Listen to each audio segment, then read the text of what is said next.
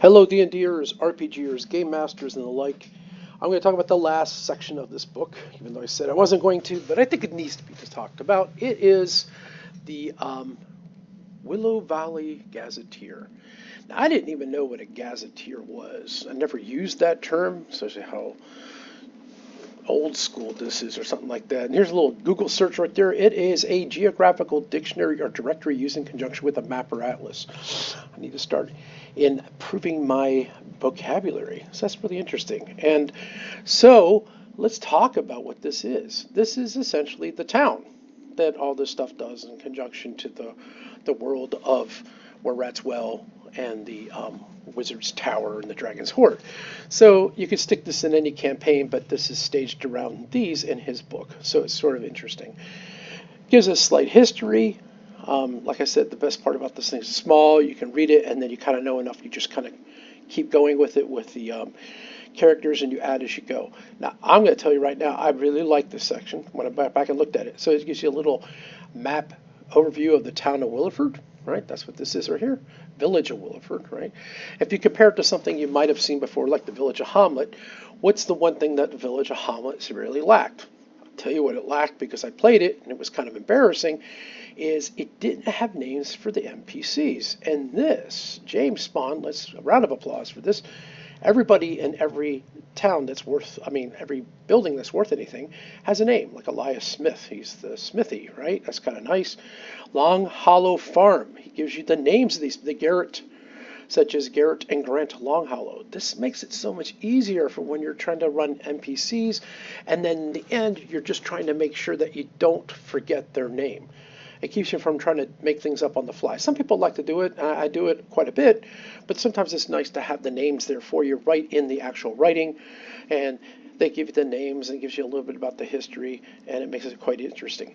Now, take this in conjunction with something like I played Curse of Straw, where I had everybody's names and everything going on. Sometimes it's just so thick with information. You're like flipping through the book trying to find the name. This is nice and short. They're right there, and you can use it. It gives you all their stats very quickly, so you can see exactly what they can and cannot do and how they would do it. So this makes it a little more fun when you're playing a game like this. And obviously, he went through the entire town and gave everybody names, talked a little bit about them, and obviously gives a little store cost for different things you might need when you're walking in or doing some, fighting some lycanthropy. You want that stuff going on, right? Would like to mention the fact that every one of these things are accounted for. They do have, towards the end, I'm going to speed this up down here. You can look at all these different things, and some people have more than others. Of course, there's rich and there's poor everywhere you go, right? And come on, flip down, and you can actually see a bigger version of the map, okay, which is kind of nice. It gives you adventure seeds, right? And it gives you enough to get you kind of going on your adventure.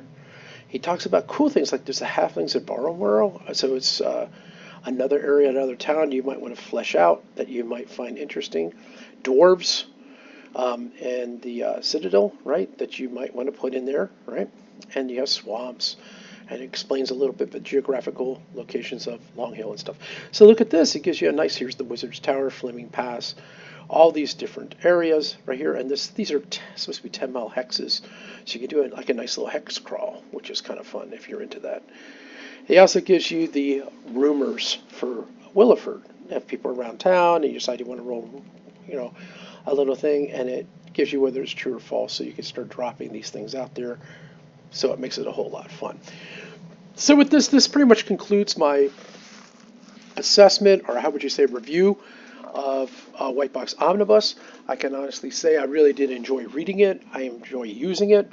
I'm kind of playing through it with a solo play. I'm putting up in a roll 20. I did the first one where rat well. I'm going to do the second one to see how it plays as well. I'm going to beef the characters up to 5th level before they go in.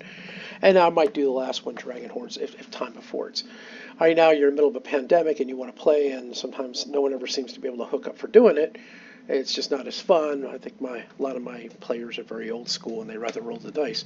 I can go both ways, but this is going to be a fun adventure for me to pick up and go for.